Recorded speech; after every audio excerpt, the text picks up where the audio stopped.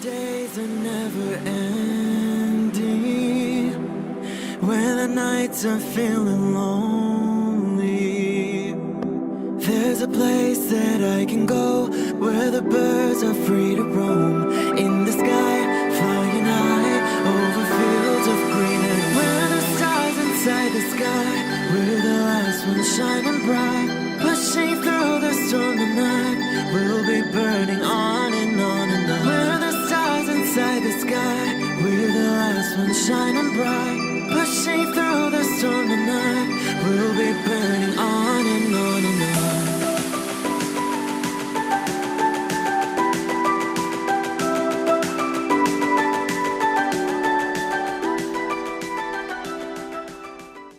Hello Gemini, this is Inspire 2016 with your weekly tarot reading for the week commencing the 9th of December until the 16th of December 2019. The first card for you is representing, how do you feel about yourself?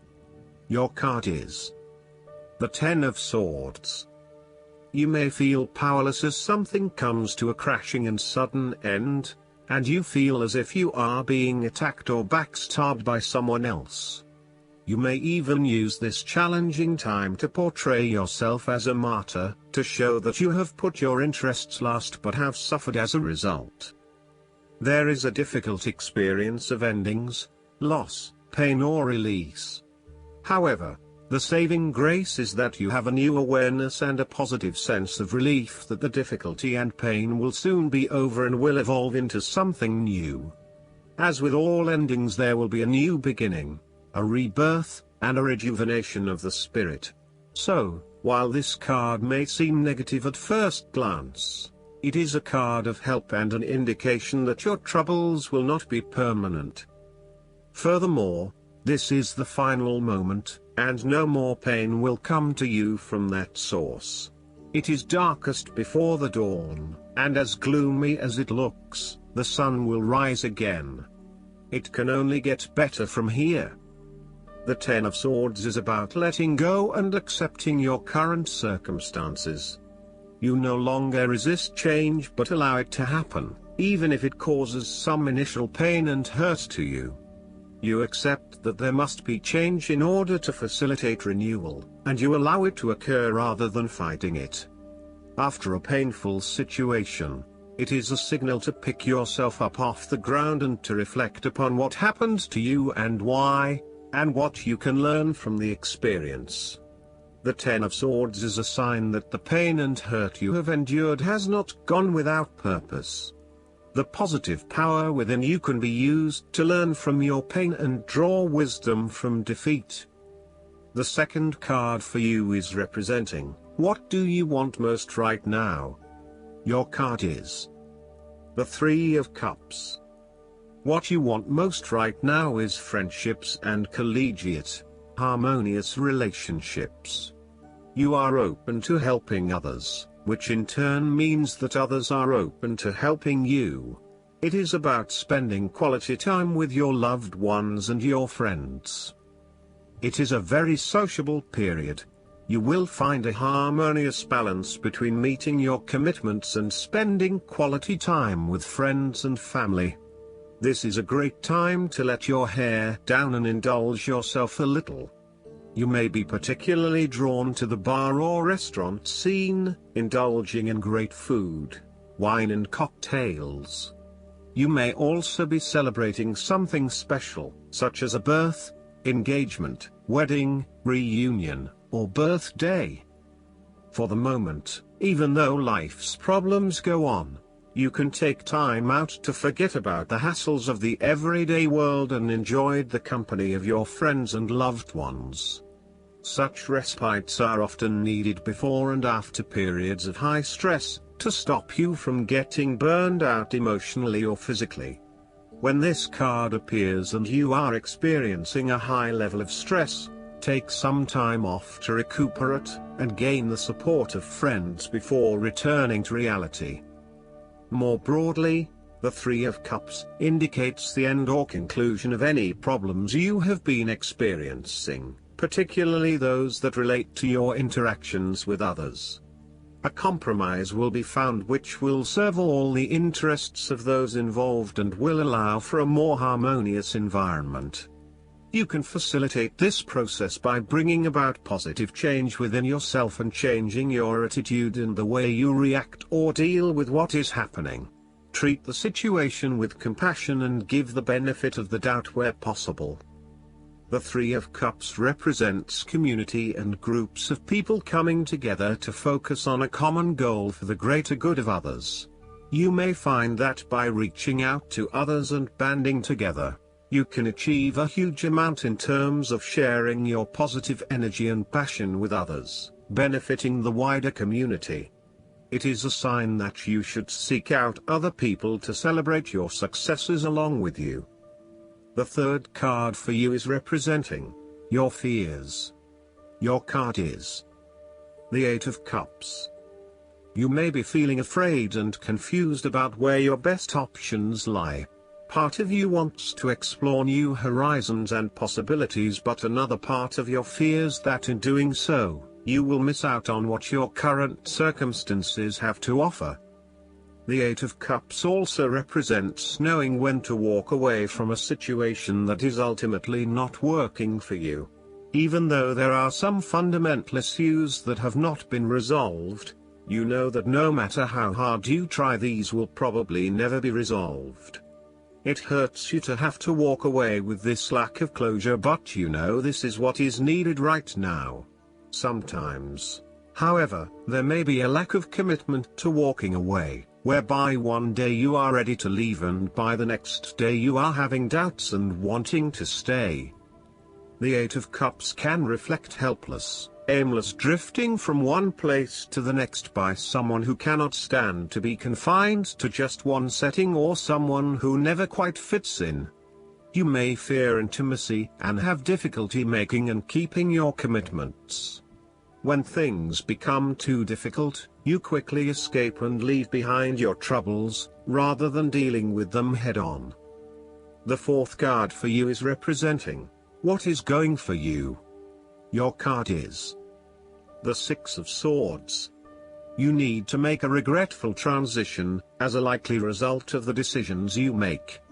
You know that in order to move forward, you must leave something important behind, and while you do this with some regret, you know that in the long term it is the best option for you.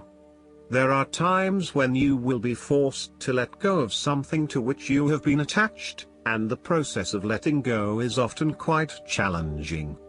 However, the sadness of your loss will soon be replaced by greater clarity, bringing about a renewed acceptance of change. Do not be afraid to let go of whatever it is that is holding you in the present or the past. Instead, look to your future and choose the best option that has the greatest long-term potential. There are going to be some hard decisions and some compromises that you will need to make, but this is ultimately a rite of passage that will take you into a new phase of your life. You need to realize that you are now headed towards a much better position in life. You have endured, or are currently enduring, a difficult life transition, but as a result, you will be more able to deal with what may come. Do not dwell on the past or what you have left behind. Instead, use this as an opportunity for changing your beliefs about yourself, moving away from whom you used to be and towards whom you really want to be. Sometimes the only way to solve life's problems is to leave them behind you and go somewhere new to start over. While it may feel as though you are giving up or being a coward, escape is often the only approach left when all others have failed. The important thing now is that you chart a new course that will lead to greater happiness and joy. The Six of Swords also shows the need to draw upon a state of mental clarity, logic and objectivity in order to examine where you have been and where you are going. This mental clarity will also serve to smooth the way ahead, and make the passage from negative to positive as peaceful as possible. You can use your intuition to guide you through easy situations and call upon your impartial and analytical nature when it is needed for a more complex decision. The fifth card for you is representing What is going against you? Your card is the Ten of Pentacles.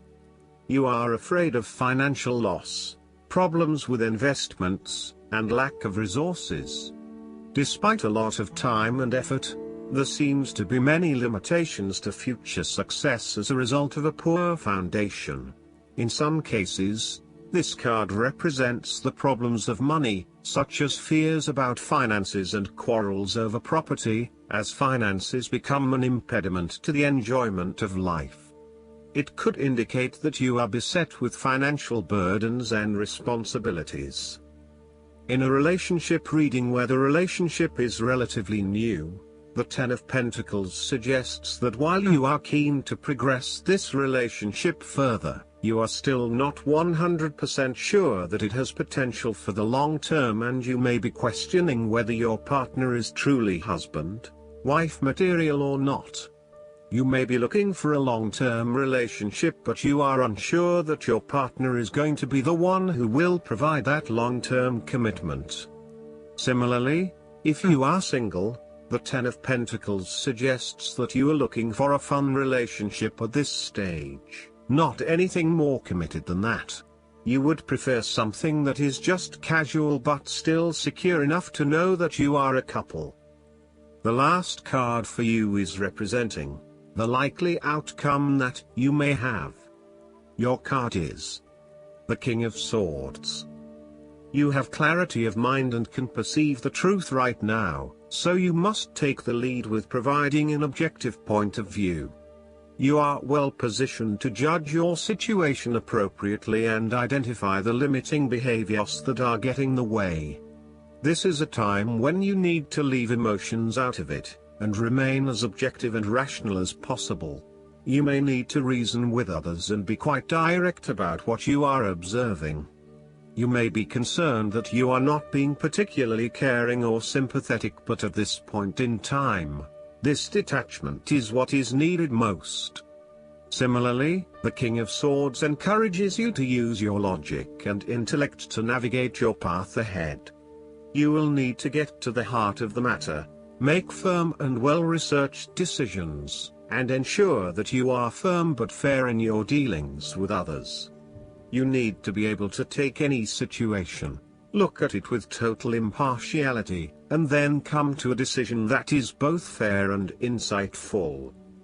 Oftentimes, the King of Swords represents a professional advisor, such as a solicitor or attorney, financial advisor or taxation consultant. This advisor has a solid reputation and a vast amount of knowledge in his particular field, and will provide you with objective, well-researched advice about your own situation. He is completely impartial, and will draw upon his experience and his innate knowledge of the rules, systems and structures that are in place. He may come across as detached or disinterested in your personal circumstances, unless it relates specifically to the type of advice he is giving you. This is so that he can provide only the most relevant and objective advice to you. He prides himself in his expertise and qualifications, and is likely to charge a high fee for his services. Last but not least, the guidance card for you is the Queen. Fertility, beauty, female sexual energy, earthly pleasures, and friendships among women, the Queen summons you to bestow her gifts upon you so that you can revel in the beauty of life.